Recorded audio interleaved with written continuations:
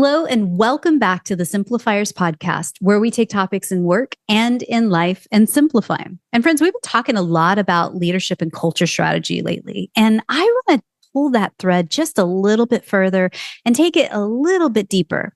We're talking about and simplifying how to create a people-first leadership strategy today. So if you are somebody who maybe is in an executive team or working in HR and doing workforce planning, I highly recommend this is the one to listen to, share with your coworkers, and hopefully you'll gain a lot of great information. My special guest today, her name is Christy Honeycutt. She's a go-to-market and leadership advisor who works at the intersection of growth, leadership, and human potential. She's got over 20 years of experience at IBM, Korn Ferry, and other global agencies where she has led large-scale talent transformations and people strategies within some of the world's most complex organizations. So I'd like to welcome to the Simplifiers podcast, Christy Honeycutt. Hey, Christy. Hi, Mary. I'm so honored to be here. And just as a fellow podcaster, you are the bomb.com girl. You got this down. Thank you so much. And whenever I can find other podcasters that love to geek out about the things that I like to geek out about, it's like, oh man, it's a win for all of us. So I think we have listeners out there that are really into leadership strategy and really thinking about how to improve the employee experience genuinely, because, a lot of things in work feel very broken right now. And so when you think about a true people-first leadership strategy, where should people begin, especially if they're trying to assess their team and where they are now and, all the things? What's the first step? So this is going to sound counterintuitive, but the first step is to assess themselves. Tell me more. So I don't know about you, but I've never made a good decision if I didn't have agency over myself. If I was emotional, if I had a flat tire that day, I'm not going to show up as my true, authentic, bubbly, loving self. I'm going to be a little bit irritated. I'm going to be a little bit edgy. And that is going to come out in my actions, the way I talk, the way I approach problems. And then how I interact with other people. And that's going to be a red, big old brick wall that just stops me from forward progressing. So that's always where I tell people to start is before you look at your organizational structure, take a look at yourself. And that goes from the top down. Take a look at yourself. How are you leading? How are you feeling? How does your body feel in that moment? How are you showing up? We all have triggers. And just kind of identify those, because you can't go to your second layer, your third layer, your fourth layer until you get the top fixed.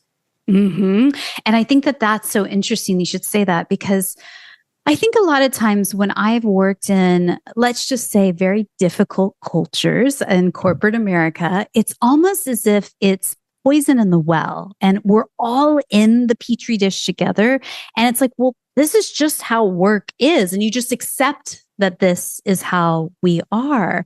And I think when you're saying looking at yourself first and assessing first, you have to understand that there actually is something better too, right? Tell me more about that. There's something better too. So when you look and assess yourself, and so what I mean by that is, and I'm not telling everybody to go flip the bird at corporate America and go start your own company, because we both know that's really hard.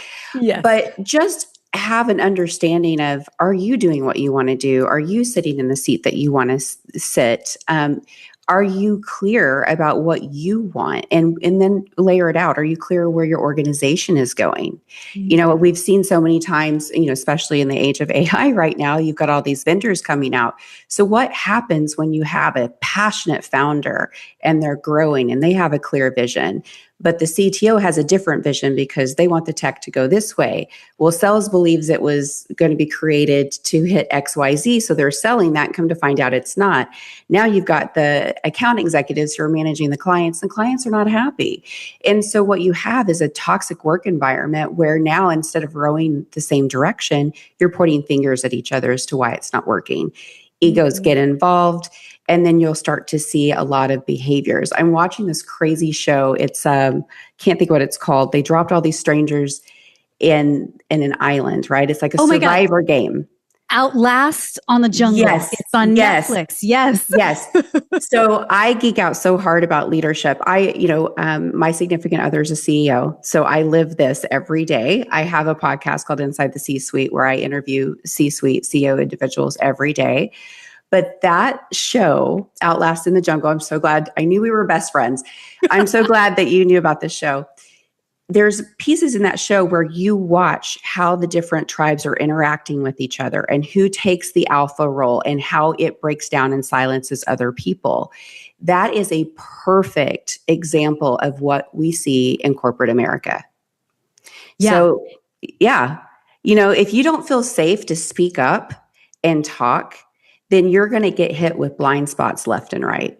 And it's going to impact your ROI. It's going to impact your employee retention. It's going to impact how your customers see and perceive you. It's going to impact your employee referrals. It's going to impact your referrals from your clients. If you don't get the human component right, you're not going to get to where you want to be. So no matter how fast you go, no matter what technology you're putting in place, if you don't stop, pause, check yourself before you wreck yourself. If you don't check yourself and then and also give your team an opportunity to do the same thing, ask them the question, do you feel purposeful in this work? What's important to you? What do you think we're selling? What about your day gets you excited? Like those are the things. And we are working in a multi-generational workforce right now. And I don't know about you, but that's communication 7 different ways to Sunday. Most of us are sandwiched with either children and aging parents. You've got my son is a college advisor. And, I remember back when you used to text to say, can you take a call? Now you get a text to see if you can take a text. There's so many different rules of engagement with each generation. So we're talking past each other. So it really is about just taking a beat, taking a space, breathing, and just kind of being human with each other. I'm really glad that you mentioned that show, Outlast in the Jungle. It's on Netflix. By the way, everything we talk about on today's episode, you can find the resources and the links in the show notes over at thesimplifiers.com. But what I think is interesting about that is kind of a lead on to my first question, is that I think sometimes people don't know what they don't know. They don't know that they're not a very good leader or that they are leading all heavy with ego and, fear and maybe even bullying. But I think it's interesting when you watch the show, if you're not conscious of these kinds of behaviors in yourself and you're like, I'm the best boss ever. I'm the best leader ever. You can actually start to go, wow, that person, I do not like his personality. And you wonder if it's a bit of a mirror to yourself. You're seeing yourself in that, and you're starting to peel those layers back and have a bit more consciousness of maybe some of these weaknesses or toxic traits that you bring to the table, right? I don't know about you, but there was a young lady in the tribe, the one with the long black hair, the one that was silenced, right? Yes. She tried to speak up.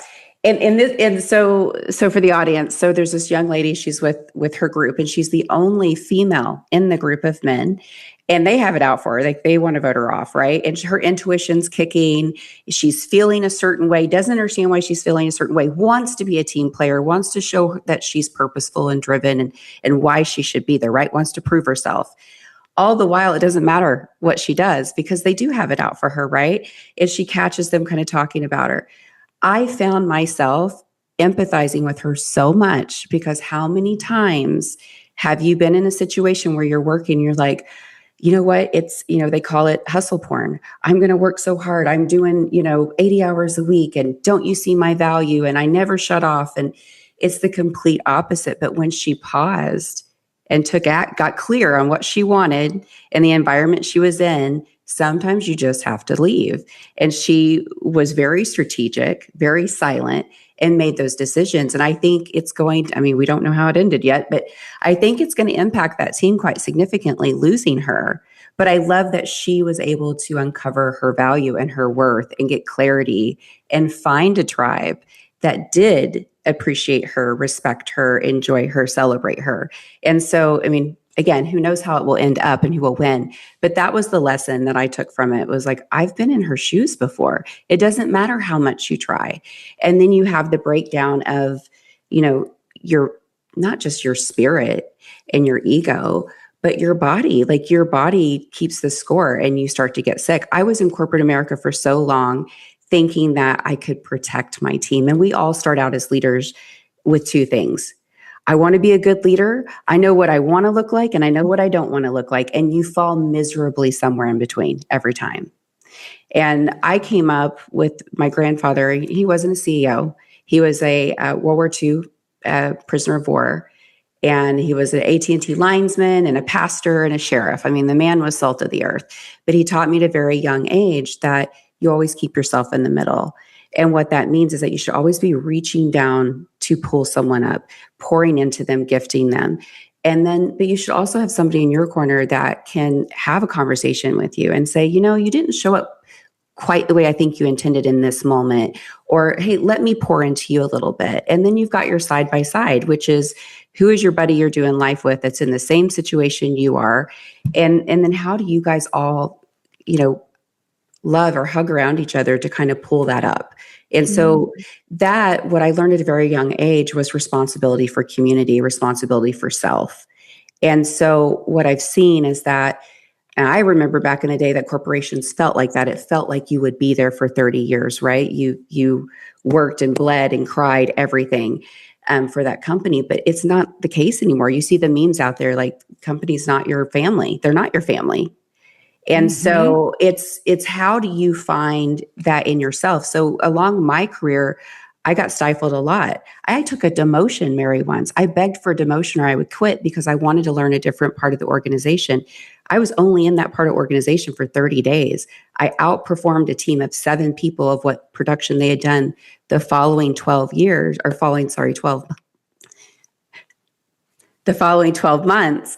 And then I got promoted two steps above. So companies aren't always set up to help you get to where you need to be. And I've had to maneuver that myself, going from one role to another, getting very clear with what's important to me, what do I enjoy, and how do I feel purpose?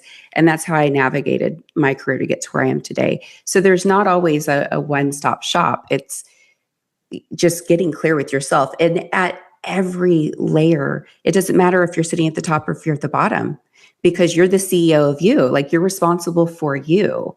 And I think that we need to take more ownership of ourselves and not put it off on HR, not put it off on leadership, right? Not put it off on our manager, because they also have their hands reasons as well.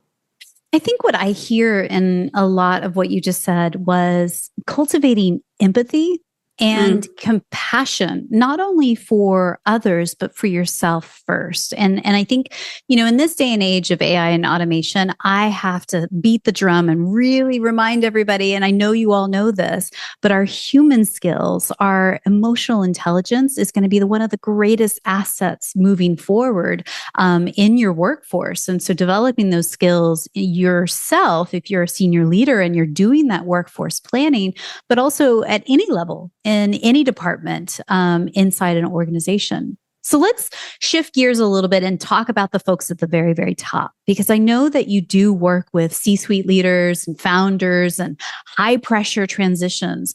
What does it mean to hold space for leaders as they elevate? And why do so many leaders need that kind of support? But let's face it, the higher you get, the less you ask for help.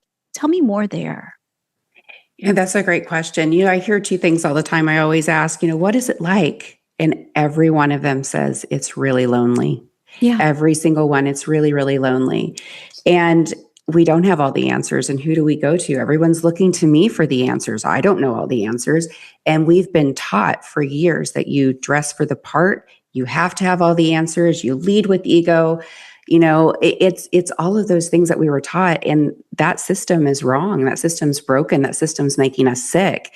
And the impact is too great. Like you said, it's emotional intelligence. It's, we need to bring in an era of humanity now more than ever with everything we've experienced in our world.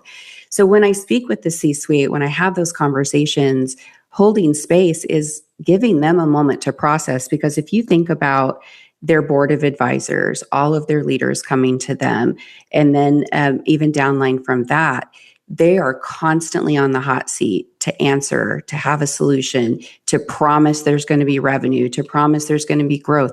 And they might not know, they might be really scared. So holding space is allowing them to say the things they can't say to their board. Yeah. It's allowing them to say the things that they can't say to their spouse. It's having that frustration so they can talk it out, have a mirror, get clear with themselves, because they are getting, if you think about all the inbound wanted and unwanted outreach that they get, it's overwhelming. So to hold, to hold space for yourself, I highly recommend meditation. But that's what I mean by holding space, is to be there, not for any hidden agenda. I'm an executive coach, so a lot of my C-suite that I work with is my board said this, my partner said this, my employees are here. We're doing a new product launch. I'm not really sure about it, and I ask them to get really, really clear with themselves. And what brings you joy? Is it still on the trajectory that you want this to go to? Do you have the right people in seat? We look at their strengths. Are they operating in their strengths? Are they working against the grain or with the grain? So it's really just giving them a place and permission to not have all the answers and to not be okay in that moment, in a very confidential, private, supportive way. And every single person that sits across from me, I want them to win just as bad as they want to win. So there's a lot of, you really hold space, you listen with open ears, not to give an answer, but so they can find clarity themselves. And you just guide them in that journey.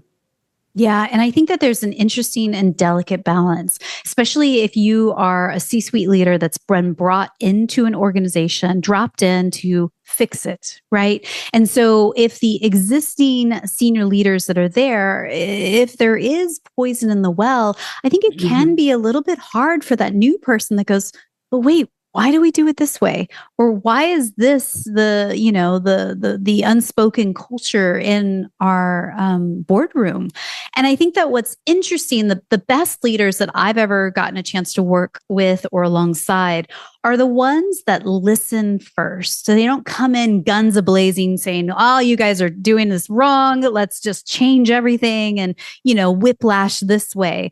The ones that genuinely listen to their workforce, to their board, to their all aspects to understand what actually is happening in this organization, where the breakdown exists, and then start to diagnose, well, here's what we can do to improve the employee experience or improve customer experience or, innovate some of our products and services. What are your thoughts on that? No, I agree with that. And each coaching session is different. Where they want to get to is different, right? And so you honor that, and then you lean in and agree to where it gets. But where I find the most common breakdowns are in a couple of different buckets. It's usually lack of trust within the organization, which is really hard to get. And Gallup did a survey. It was really interesting. They asked followers what they wanted most, hope or trust. So which one do you think it is, hope or trust? I think it's trust, isn't it? So I thought it was trust too, because you and I are type A. We think we got to get to trust. It was hope. And I thought, well, of course, Christy, it's hope. Everybody can hope, but it doesn't mean just because you have hope doesn't mean that you have trust. So if we shift the way we're thinking about our followers, our employees, the people that we, have been gifted the privilege of overseeing and helping them grow, how do we instill hope in them until they can trust? And I think that that's one of the biggest things I see. You see people go into town halls, and I'm sure you remember back in the days where town halls would be, do you have any questions? We're having a town hall with our CEO. You have to submit questions in advance so PR can take a look at it and make sure it's okay. And HR can make sure it's okay because HR does everything. So I'm seeing that that's kind of starting to shift with these really bold CEOs. They're like, no, I don't need questions in advance. Let's have a transparent conversation. They got a question, we'll answer it. And so a lot of what I'm seeing is, I think leaders are trying to lean in the right way. They've been really nervous a really long time, especially established leaders in very good Fortune 500 companies. They're worried about things like compliance and you'll hear that nasty word when I don't know about you, but every time I hear somebody get stumped and they don't have a very valid reason, they'll be like, oh, but it's a compliance issue. And it just shuts everything down. Right. So it's more of finding kind of the way in between of how can we communicate clearly and transparently with our team so they feel seen and heard. And safety is the number one thing right now. People do not feel safe. They're job hugging, they're job hopping. Why would they not with everything that's going on in our world, right? They've already seen that they can't, that the companies aren't their family. But I see those buckets, and it really comes down to communication. You see where HR and talent acquisition teams are divided. Well, talent team didn't tell the employee what the benefits were. And then the managers, well, this was a crappy hire. They didn't stay. HR must not have done their job. No, talent attracts. HR takes care of the life cycle of the employee, and the manager is responsible if that person attrits or not. Like, we know people leave because of their managers. So what I see is a very lack of transparency, communication, trust, and also accountability. Why are we not holding our leaders accountable? If your child wrecks your car and they were texting and driving, I don't know if you have teenagers, but Mary, I'm going to ask you, if your child wrecks your car and they wreck the car because they were texting and driving, what are you going to do? We would have punishment and a learning moment of this is not how we can safely drive, right? Right. So why are we not holding our leaders accountable when they mess up? We don't have hard conversations when we need to. And hard conversations don't have to be hard. They can be soft, and they can be out of love and about helping someone move past the current moment and into a better moment. And it goes back to your statement about, poisoning the well. If you have a cancerous leader, if you have a cancerous employee, you are going to see it. It's going to show up in your numbers. You're going to start seeing more sick days. You're going to start seeing more people leaving. You're not going to have retention. You're going to start seeing your satisfaction scores internally go down. Your satisfaction scores externally go down. You're going to see Glassdoor reviews. So there are indications, there are symptoms that you're going to see if you don't nip these bad behaviors in the bud. Because those people are the role models at the very top. And so when we come into an organization, we're talking about talent versus HR versus managers, right? Yeah. You get expectations that are sold to you in the interview cycle. You get the job, you get into the job, and you're like, oh, this is not what I expected.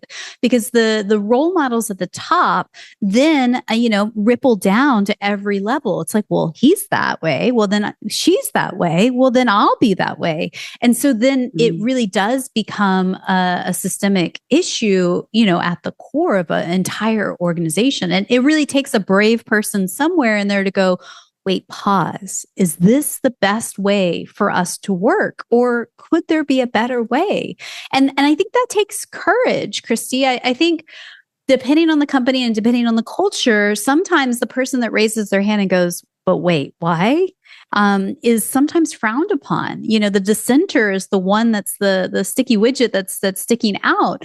But I think in the companies that are actually thriving, that are actually hockey stick growth in the right direction, are the ones that go, you know what, you're right. Why do we do it that way? Let's pause, iterate, change, improve, and move forward, right? No, absolutely. It's the craziest. And I'm glad that you said that. It's incredibly nuts to see really solid leaders lead the way that they've been leading lately. And you have to take a step back and go, but why? What's going on with them that they're stressed out, that they're showing up this way, that they're not doing the basic things? Because the person got the job because they were qualified and the company saw something special in them, right? And they trusted them with that role, with that responsibility. But if they start to see these indications, they start to see the symptoms, you have to address it. Sometimes the best way to address those things, we gave an example of HR and TA. I see it with sales and marketing as well. Well, marketing's not doing their job. There's no ROI. I mean, they're just doing pretty pictures out there. We are in the age of eyeballs and earballs. You know how hard it is to set yourself apart? Forget just showing up and being an employee at work or a leader at work. You also have to speak on stages. You also now need to write a book, and you have to have social media to stay present and be available. It's now, Mary, we talked about this before we hit record. We're considered influencers, and that feels icky. That's the new world. But the difference with the quote unquote influencers is, are they showing up and doing it for the right reasons? Are they transparent? Are they being vulnerable? Those are the content creators and the leaders that are going to get followers, because that's what people crave. They crave connection, belonging, safety. And so when you bring those and you usher those things and you reward those things, your culture starts to shift. And I know that your work really blends leadership strategy, Clifton strengths, and meditation as well. And so let's talk more about that, because I think that's how leaders can really use self-awareness to understand their own strengths and regulate their emotions and help them make better decisions under pressure. Tell me more about why meditation might be that tool in the tool belt that's missing for a lot of people right now. So I actually spoke at a conference in January, at Evolve HR conference. I highly recommend you go at some point. But my talk was called Don't Be a Dick, How to Move from Reactive Ego to Aligned Leadership. In this session, it was really beautiful with these HR and C-suite that were there, because what I did is I took them through a active meditation where I asked them we went through some breathing exercises just to kind of like get settled. And I asked them, I really want you guys to shut your eyes. You're in safe hands. Think about a time, and I went through a bunch of different possibilities. Someone took credit for your work. Someone spoke over you in a meeting. You didn't get the promotion, but somebody else did, and you deserved it. All the different scenarios that we have faced in employment and as being leaders. And to watch their faces, it was really beautiful, because it was grimace. It was, they were angry. They were upset. They clearly had something. And I had them switch it. And I said, okay, now I want you to close with your eyes remain closed. I want you to pick up your imaginary mirror. I want you to turn on yourself. This is very simple. It's just like asking someone to breathe. It seems easy, right? Yeah. But it's the willingness to do the work. So they turned their imaginary mirror on themselves. And I said, now I want you to think about a time you spoke over somebody. And we kind of walked through those transitions. And I went through some different things. You didn't kiss your wife on the way out the door, whatever the case may be. Well, their faces went from being very angry to being very sad, a couple of lips were quivering, because now they realized that disgusting feeling that had been put on them, that they had also put that on someone else.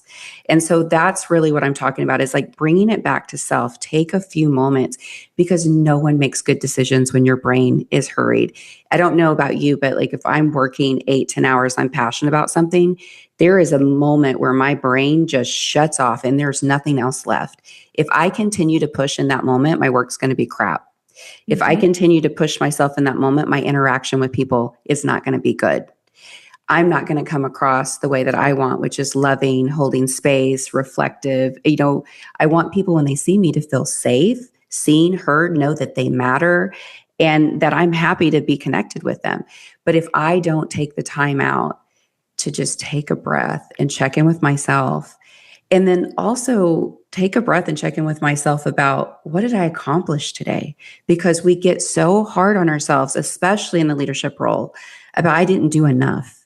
This is still outstanding. It's just like going to the gym.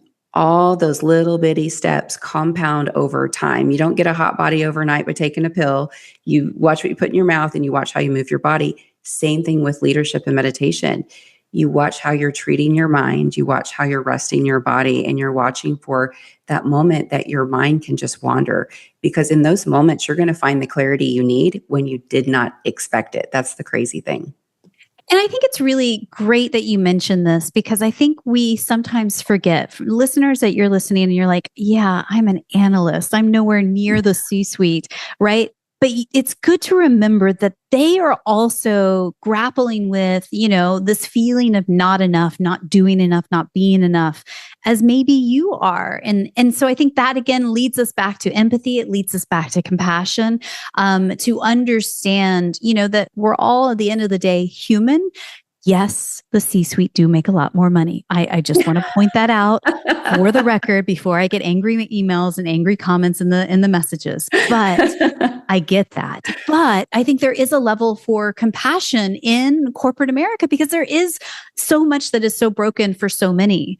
Now, your upcoming book is called The Inner Work of Leading in a Broken System. And from what I know about it, it's all about reclaiming agency and alignment while leading those inside systems that might not actually be built for the human spirit. What's maybe one core idea or framework from the book that you feel leaders need right now? Oh, goodness. It's 13 chapters, 30 mantras, and it's a blueprint for healing broken systems, starting with yourself. The my forward writer was actually a gentleman by the name of Mark Turner. He's a very famous CEO that turned a bank around and made a ton of money. And I love what he said about my book. He said, your book is the work the leaders need to do before they look at organizational development. So before you get in and start structuring things and moving Bob over here and Sally over here, start with yourself. So the framework truly is starting with yourself and getting clear with yourself so you can empower yourself to lead better, more calmly, more authentically, and more in the moment. So you can hold space for yourself and space for others. And then outwardly, it works for the organization. When I wrote the book in my heart of hearts, and I'll tell you the story, it was really crazy. I got signed for this book in 7 days after the chapter, Don't Be a Dick. 7 days. That doesn't happen. I didn't self-publish. I didn't go seek a publisher. It was through a network. It was through, me showing up as authentic as I could. I got that connection. And they originally wanted it to be all about organization, all top level, because that's where I come from. That's my stick. But my passion is each individual human, regardless if you are the lowest level on the totem pole or you're at the top of the top. And one of the editors that read it wrote a note back, and it blew me away, Mary. Like, I was so excited. He said, I was really excited to audit the book. The one thing I noticed is that, yes, this is for organizations, but this is one book that every single human should read. I encounter the exact things that you talked about in your book in my role at at XYZ. Yeah. I've experienced these things in the past at XYZ. And to me, that was beautiful because that was my hope, my dream, and my goal was to write a book that was applicable to both organizations, but also to individuals at any level of where they are. Now, obviously, it's for emerging leaders and C-suite, but I've always been type A. I've always been hungry. I have always wanted more. And organizations weren't always set up to give me what I needed. They weren't set up for the coaching, the leadership, the mentorship, the cross-functional training. So I went and found it on my own. And we live in a world where 10 years ago, managers didn't want to talk to somebody unless they were in role for a minimum of 5 to 10 years. And then a few years ago, it was 3 to 5. And now it's the norm. We think people coming up now are going to hold 20 jobs over their career, 20 different careers over their career lifetime. So we can't think about the system the way we've always thought about the system. It's changed. It will continue to change with AI, with remote work, with all of the things, back to work, back to the office. There's all these, D&I alphabet soup. I mean, we've watched, and bless anyone in HR if you're listening to this. I thank God you got Mary. I am the person in the room with these C-suites that are saying things that you guys can't. And we've got to bring it back to human. You guys can't do everything on your own. You do need help. And the future of work is here, and it's going to continually change. No one knows the rules. We can write the rules. We can rewrite the rules now. From an excerpt of your book, I really love this. And especially if you guys are curious about this book and if it's right for you, the excerpt is this: the system isn't just broken, it's making us sick. We've been sold a lie. If we just work harder, assimilate faster, and perform better, we'll eventually find fulfillment. But for the exhausted overachiever, the reward for winning the rat race is usually burnout, chronic illness, or a total loss of self. I mean, raise your hand if that is you and you're listening right now. I mean, we've all been in various aspects of that. So you have on your website, and again, go back to the show notes at thesimplifiers.com. You'll find the link for this. Something called Leading with Soul as a quiz, a self-assessment. Tell me more about what the Leading with Soul quiz is, and maybe a first step for people trying to uncover this work. Yeah, thank you so much for reading that, by the way. So the Leading with Soul quiz is a cheat sheet. I'm not going to have you guys go sign up for a coaching session or do an expensive assessment. This is something that you can do. It's 10 simple questions. And what it does is it's going to help you identify your headspace and where you are showing up as a leader. And to be clear, each and every single person, each and every single human is a leader in their own right. You lead yourself, you lead your family, you lead what you do at work. So this is all just about getting clear about how you're feeling and then kind of knowing how to navigate from there. And it'll give you some hints at the end, which the hint is buy the book, but it will help you kind of understand where you are on your leadership journey. Yeah, because awareness, self-awareness is the very first step before you can actually make any sort of change or transformation.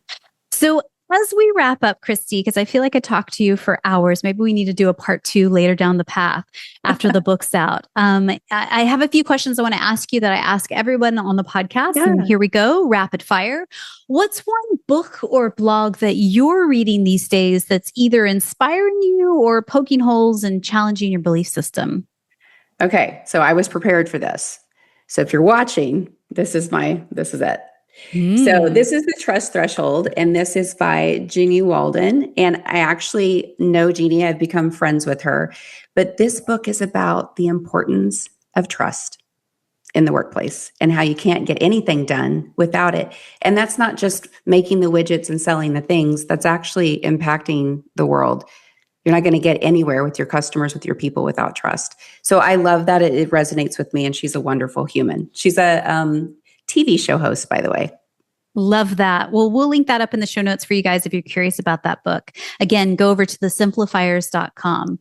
Tell me, who is one person, somebody in your network that you know personally that you just feel is up to brilliant things? We could shine a spotlight on them, and who knows, maybe one day we'll have them on the podcast. Who would that be?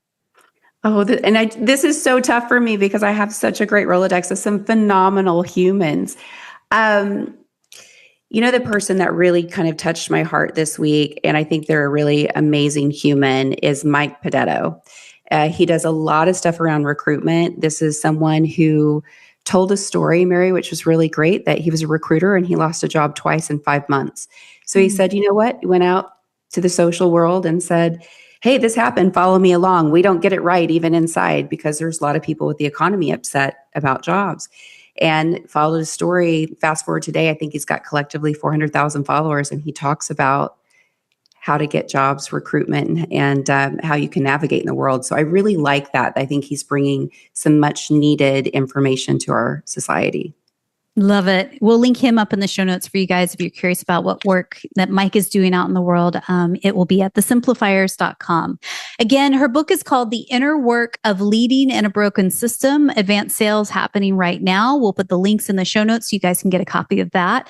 But Christy, as we end today, someone somewhere is listening to you and I right now, and they are responsible for setting a leadership strategy at their company, and they are feeling the crunch, the pressure from top, from down, from below, from their customer. Like everything is coming crashing into them right now. What's one thing you could whisper in their ear just to encourage them in this moment? It would be the sip breath. This sounds crazy, but a sip breath is, and this works for everybody, but if you breathe in for 4 counts, breathe in as much as you can. And when you can't breathe in anymore, at that last moment, take that last extra little sip and then blow it out and do that 4 times. I promise you, your brain fog will clear away. Your body will slowly start to regulate, and you'll be able to handle what's in front of you.